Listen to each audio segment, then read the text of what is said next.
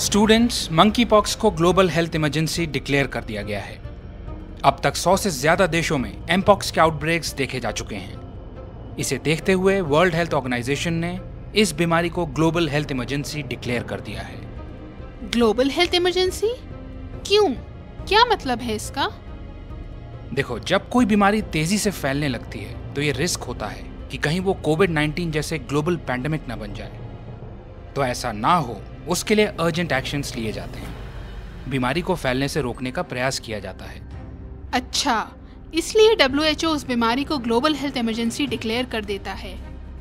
हाँ, क्योंकि इससे उस बीमारी के बारे में ग्लोबल अवेयरनेस आती है, उसके बारे में बात होने लगती है कि ये बीमारी है, ऐसे फैलती है, ऐसे बचो, एक्सेट्रा। लोग जानने लगते हैं। गवर्नमेंट्स को अर्जेंट एक्शन लेने के लिए पुश किया जाता है।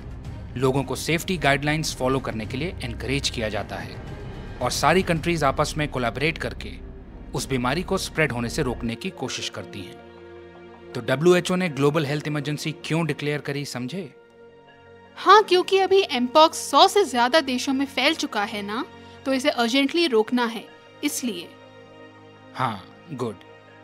तो क्या इसका मतलब है मंकी पॉक्स अगली पैंडेमिक बन जाएगा? क्या फिर से कोविड जैसा ही लॉकडाउन, स्टॉक मार्केट क्रैश देखने को मिलेगा? देखो, इसके चांसेस बहुत कम हैं। एमपॉक्स कोविड जैसा विकराल रूप ले ले, ये बहुत अनलाइकली है।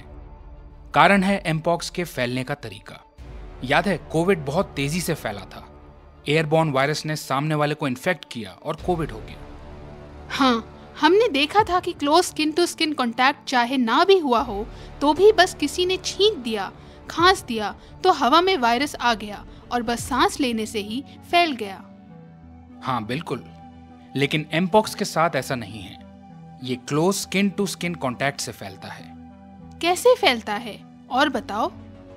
देखो, ये एक वायरल डिजीज है। ये मंकी पॉक्स वायरस के द्वारा फैलती है। रोडेंट्स जानते हो क्या होता है?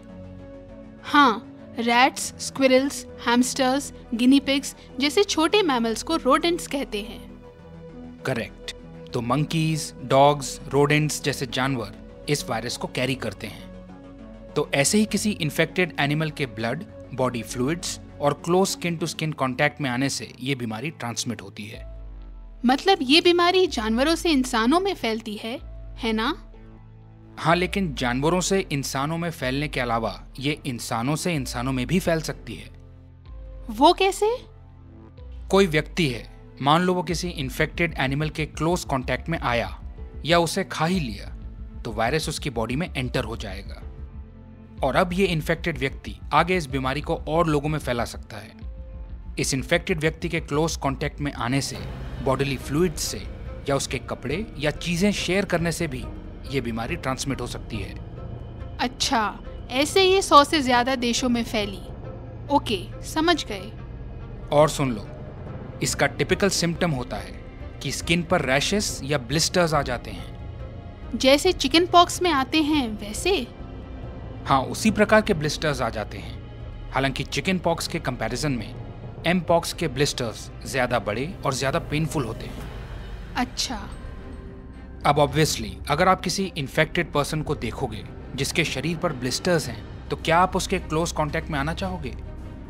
नहीं, ऐसी सिचुएशन में हम बचेंगे, क्लोज कांटेक्ट अवॉइड करेंगे। ऑब्वियसली कोई भी सेंसिबल व्यक्ति ऐसा करना चाहेगा। इसलिए ये वायरस स्लोली स्प्रेड होता है। कोविड के जैसे केसेस शूट अप नहीं होते। क्या मंकी पॉक्स कोई नई बीमारी है? अरे नहीं, ये काफी पुरानी बीमारी है। 1970 में डेमोक्रेटिक रिपब्लिक ऑफ कॉन्गो में इंसानों में इसका पहला केस देखा गया था। अब तो इसकी वैक्सीन और ट्रीटमेंट भी मौजूद है। कोविड के केस में ऐसा नहीं था। शुरू में वैक्सीन नहीं थी, तो केसेस में एक्सपोनेंशियल जंप देखने को मिला था। करेक्ट। इसलिए मंकी पॉक्स में कोविड जैसी सिचुएशन आना अनलाइकली है। 2022 में भी ये अफ्रीका में काफी जगह फैल रहा था।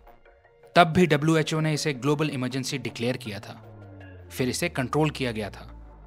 अभी फिर से कई देशों में इसका आउटब्रेक देखा गया है, लेकिन फिलहाल डरने की बात नहीं है। बस केयरफुल रहिए, हाइजीन मेंटेन रखिए, इन्फेक्टेड पर्सन्स के क्लोज कांटेक्ट में आने से बचिए। Okay, thank you. Welcome. Stay informed, stay safe.